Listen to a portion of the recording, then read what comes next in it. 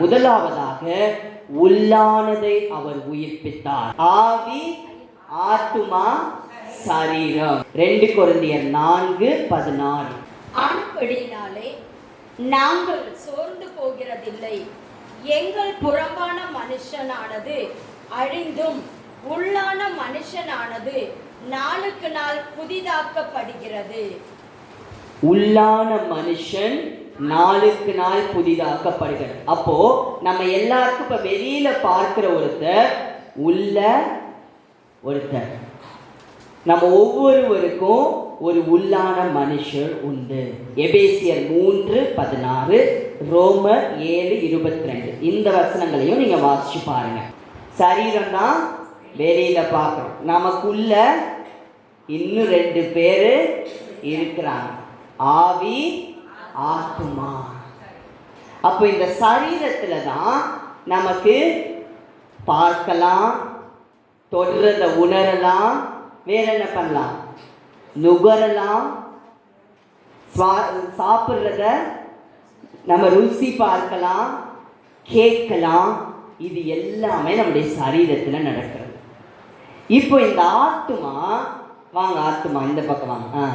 இந்த ஆத்துமா பாருங்க, இந்த ஆத்துமால 3 விதமான காரியங்கள் இருக்கு. இந்த ஆத்துமாங்கிறது உங்க மனசு ஒன்று, உங்க மனது. அடுத்ததா இந்த ஆத்துமா தான் உங்க விருப்பம். விரும்புறீங்களா வாழ்க்கையில, உங்க விருப்பம்லாம் இந்த ஆத்துமால இருந்து தான் வருது. இந்த சரீரம் சும்மா அந்த பூமியில வெளியரங்கமா இருக்கிறது. ஆத்துமா தான் உங்க மனசு, உங்க விருப்பம், உங்களுடைய இமோஷன், அதாவது உணர்வுகள், அழுகிறது, சந்தோஷப்படுறது, இது எல்லாமே உங்களுக்குள்ள இருந்து வருது. அதுதான் இந்த ஆத்துமால இருந்து வருகிறது. ஆத்துமா சரீரத்துக்கும் ஆவிக்கும் நடுவே ஒரு யுத்தம் நடக்குது. நம்மளுடைய ஆத்மாவுக்கு சரீரம் சொல்றத கேட்கிறதா, ஆவி சொல்றத கேட்டு நடக்கிறதா? எப்படி இந்த ஆத்மா நமக்கு வந்துச்சுன்னா, ஆண்டவர் ஆதாம மண்ணால சிருஷ்டித்தார். அதுதான் நம்ம சரீரம். ஊதுன உடனே ஆவி வந்துச்சு. அப்போ ஆதியாகமத்துல வாசிங்கன்னா தெரியும், மனுஷன் ஜீவ ஆத்துமாவானான் என்று எழுதப்பட்டிருக்கிறது. நாம் ஒவ்வொருவரும் ஒரு ஆவி மனிதன். இந்த ஆவி தான் தேவனோடு தொடர்பு கொள்ள முடியும். மனசாட்சின்னு சொல்லலாம். யோவான் 4:24 வாசிங்கன்னா, தேவனோடு நாம் தொடர்பு கொள்ள உதவி செய்வது இந்த ஆவி. ரோமர் 2:14-15, ரோமர் 2:14-15 வாசிங்கன்னா, இந்த ஆவிக்கு தான் எது சரி எது தவறுன்னு தெரியும். அப்படிதான் ஆண்டவர் நம்மளை சிருஷ்டித்திருக்கிறார். ஆண்டவர் அப்படிதான் நம்மளை சிருஷ்டித்திருக்கிறார் என்று வேதம் தெளிவா சொல்லுகிறது. ரோமர் 2:14-15 எது சரி எது தவறு என்று. இப்ப இந்த ஆதாம் ஏவாள படைத்த பொழுது பாவம் செய்யறதுக்கு முன்னாடி இந்த ஆவி சொல்றத கேட்டுதான் இந்த ஆத்துமா நடந்துச்சு. 3 பேர் ஒரே ஆளுன்னு நினைச்சுக்கோங்க. இப்போ இந்த ஆவி சொல்றத கேட்டுதான் இருக்க போயிட்டு இருந்துச்சு. இந்த ஏவாள் என்ன பண்ணாங்க, ஒரு நிமிஷம் அந்த கண்ணுல பார்த்து அது நல்லா இருக்குன்னு உடனே என்ன பண்ணிட்டாங்க, எடுத்துட்டாங்க. அப்போ என்ன ஆயிடுச்சு, மாம்சம் ஆளுகை எடுத்துருச்சு. அப்போதான் என்னாச்சு, நம்மளுடைய ஆவி மறிச்சிச்சு. ஆகவே தான் வேதத்துல வாசிக்கிறோம், யோவான் 3:5-6 வாசிக்கிறோம், ஏசாமி சொல்றார், மறுபடியும் நீங்க பிறக்க வேண்டும் என்று சொல்லுகிறார். மறுபடியும் பிறக்கிறதுனா என்ன, ரட்சிக்கப்படுகிறது. முன்னாடி நமக்கு இருந்த அந்த மரித்த ஆவி உயிர்ப்பிக்கப்படுகிறது. எபேசியர் 2:1, அக்கிரமங்களினாலும் பாவங்களினாலும் மரித்தவர்களாயிருந்த உங்களை உயிர்ப்பித்தார். அக்கிரமங்களிலும் பாவங்களிலும் மரித்தவர்கள் இருந்த நம்மை உயிர்ப்பித்தார். பக்கத்துல பார்த்து சொல்லுங்க, ஆண்டவர் உங்களை உயிர்ப்பிச்சிருக்கிறார். ஆண்டவர் உங்களை உயிர்ப்பிச்சிருக்கிறார். ஹல்லேலூயா. உங்களை ஆண்டவர் உயிர்ப்பித்து விட்டார். எவ்வளவு பெரிய பாக்கியம் பாருங்க. இன்னும் ரோமர் 6:10-13 வசனத்துல வாசிக்கும் பொழுது தெரியும். 10-11 மட்டும் நம்ம வாசி கேட்போம். அவர் மரித்தது பாவத்திற்கென்று ஒரே தரம் மரித்தார். அவர் பிழைத்திருக்கிறது தேவனுக்கென்று பிழைத்திருக்கிறார். அப்படியே நீங்களும் உங்களை பாவத்திற்கு மரித்தவர்களாயும் நம்முடைய கர்த்தராகிய இயேசு கிறிஸ்துவுக்குள் தேவனுக்கென்று பிழைத்திருக்கிறவர்களாகவும் எண்ணிக்கொள்ளுங்கள். ஏசாமி எப்படி மரிச்சு உயிர் தெழுந்தாரோ அப்படியே நீங்களும் என்ன பண்ணியிருக்கிறீங்க? உயிர் தெழுந்திருக்கிறீங்க. மரிச்சு உயிர் தெழுந்திருக்கிறீங்க. இயேசு சுவாமி மரித்து அடக்கம் பண்ணப்பட்டது போல நீங்களும் பாவத்துக்கு மரித்து அடக்கம் பண்ணப்பட்டு இப்போ ரட்சிக்கப்பட்டு இந்த சபையில இயேசுவை விசுவாசி உட்கார்ந்துருக்கிற நீங்க எல்லாருமே உயிர் தெழுந்திருக்கிறீங்க. ஹல்லேலூயா. திரும்பி திரும்பி நீங்க மரிக்க போறதில்ல. உயிர் தெழுந்தா உயிர் தெழுந்தது தான். இனி உங்களுக்கு பயமே தெரியல. ஐயோ நான் சின்ன தப்பு பண்ணிட்டேனே, அப்போ நான் செத்துட்டேனா அப்படின்னு நீங்க கேள்வி கேட்க வேணாம். ஏசாமி ஒரே தரம் மரித்து உயிர் தெழுந்தது போல நீங்களும் ஒரே தரம் மரித்து உயிர் தெழுந்துட்டீங்க. இப்போ நீங்க உயிர் தெழுந்துட்டீங்க.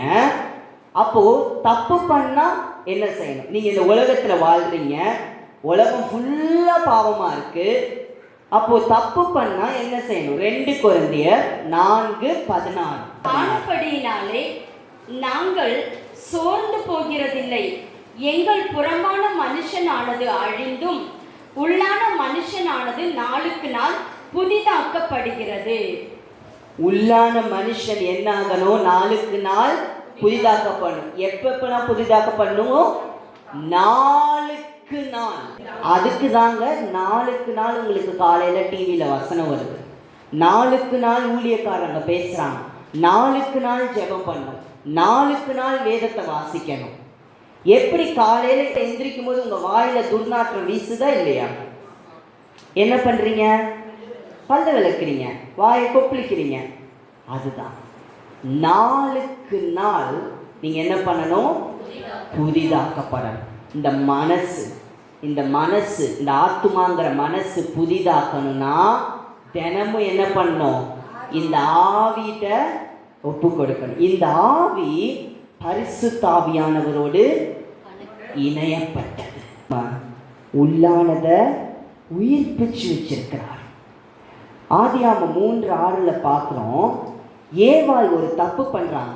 என்னன்னா, ஆண்டவர் சாப்பிடாம சொன்னதை மறந்துட்டு எடுத்துடுறாங்க. அதுதான் நடக்கும். நீங்க உங்க சரீரத்தை ஆளுகை பண்ண வச்சீங்கன்னா மறந்துடுவீங்க பைபிள் வாசிக்க, மறந்துடுவீங்க ஜெபிக்க. எப்போனா உங்க சரீரம் ஆளுகையில இருக்குதுன்னு அர்த்தம். என்னைக்கு உங்க ஆவி ஆளுகை செய்யுதோ அப்போதான் நீங்க புதிதாக்கப்படுவீர்கள். ஹல்லேலூயா. லூக்கா 24:1 பார்க்கிறோம். சில ஸ்திரீகள் இயேசு உயிர்த்தெழுந்தான்னு சொல்லியும், உயிர்த்தெழுவேன்னு இயேசுப்பா சொல்லிட்டு போயும் அந்த ஸ்திரீகள் என்ன பண்ணாங்க? மறந்துட்டாங்க. வாசனை திரவியங்களை தான் வாங்கிட்டு போறாங்க. ஏன் மறந்தாங்க? அவங்க சரீரம் ஆளுகையில் இருந்துச்சு. இன்னைக்கு உங்க சரீரம் ஆளுகையில் இருந்துச்சுன்னா கண் போன போக்குல, கை போற போக்குல, கால் போற போக்குல அப்படியே போயிட்டு இருப்பீங்க. என்னைக்கு நம்ம யாவி ஆளுகையில் இருக்குன்னு நினைக்கிறீங்களோ அன்னைக்கு தான் நீங்க உண்மையான ஆண்டவருடைய பிள்ளைகளா வாழ்றீங்கன்னு அர்த்தம். அப்போ நம்ம வாழ்க்கை உங்களுக்குள்ள எங்கிருந்து? உள்ளிருந்து நான் வாழணும். என் ஆவியும் தேவனுடைய ஆவியும் இணைந்திருக்கிறார். சொல்லுங்க, என் ஆவியும் தேவனுடைய ஆவியும் இணைந்திருக்கிறார். சொல்லுங்க, என்னுடைய ஆவிய இயேசுவை உயிர்ப்பித்தது போல தேவன் உயிர்ப்பித்திருக்கிறார். நான் புதிதாக்கப்படுகிறவன், நாளுக்கு நாள் புதிதாக்கப்படுகிறவன். சின்ன ஒரு பொய் சொல்லிட்டீங்கன்னா அதை பத்தி வருத்தப்படாதீங்க. உடனே என்ன பண்ணுங்க? இயேசுவின் நாமத்துல அந்த கதவை, பிசாசுக்கு திறக்கப்பட்ட கதவை அடைக்கிறேன். என்னுடைய ஆவி ஆளுகையில் இருக்கிறது, நான் உயிர்ப்பிக்கப்பட்டவன். திரும்பி கனெக்ட் ஆயிரணும். திரும்பி கனெக்ட் ஆயிரும். நீங்க இடம் கொடுத்தீங்க, பிசாசு மொத்தமா உங்களை பிடிச்சிருவான். விடவே கூடாது. உள்ள இருந்து வாழணும். எத்தனை பேர் இன்னையிலிருந்து உள்ள இருந்து வாழ போறீங்க? வெளியே இல்ல, உள்ள இருந்து வாழ போறீங்க. சொல்லுங்க, எத்தனை பேர் உள்ள இருந்து வாழ போறீங்க? ஹல்லேலூயா, ஹல்லேலூயா. இதுக்காக தான் ஏசப்பா உயிர்த்தெழுந்தார், நம்மளை உள்ள இருந்து வாழ வைக்க. உங்க ஆவியும் பரிசுத்த ஆவியும் இணைந்திருக்கிற சுகம் எங்க இருந்து வரப்போகுது? உள்ள இருந்து. உங்க பலன் எங்க இருந்து வரப்போகுது? உள்ள இருந்து. ஹல்லேலூயா. உங்க விடுதலை எங்க இருந்து வரப்போகுது? உள்ள இருந்து. உங்க ஆசீர்வாதம் எங்க இருந்து வரப்போகுது? உள்ள இருந்து. உங்க ஆவியும் பரிசுத்த ஆவியும் இணைந்திருக்கிறார், ஆசீர்வாதங்கள் உங்க வாழ்க்கையில வரப்போகுது. ஹல்லேலூயா. சில சமயம் சின்ன சின்ன தீர்மானம் எடுக்கணும். என்ன செய்யறது? இந்த காரியத்துல எப்படி, உங்களுடைய வியாபாரத்துல சரி, வேலையில சரி, விவசாயத்துல சரி, இந்த காரியத்தை நான் எப்படி செய்வது? இதுக்கு பதிலாக இது வாங்கணுமா? என்ன செய்யணும்? அப்போ நீங்கள் எப்படி தெரியுமா யோசிக்கணும்? உள்ளிருந்து யோசிக்கணும், ஆவியிலிருந்து யோசிக்கணும். ஹல்லேலூயா. உள்ளானதை உயிர்ப்பித்திருக்கிறார்.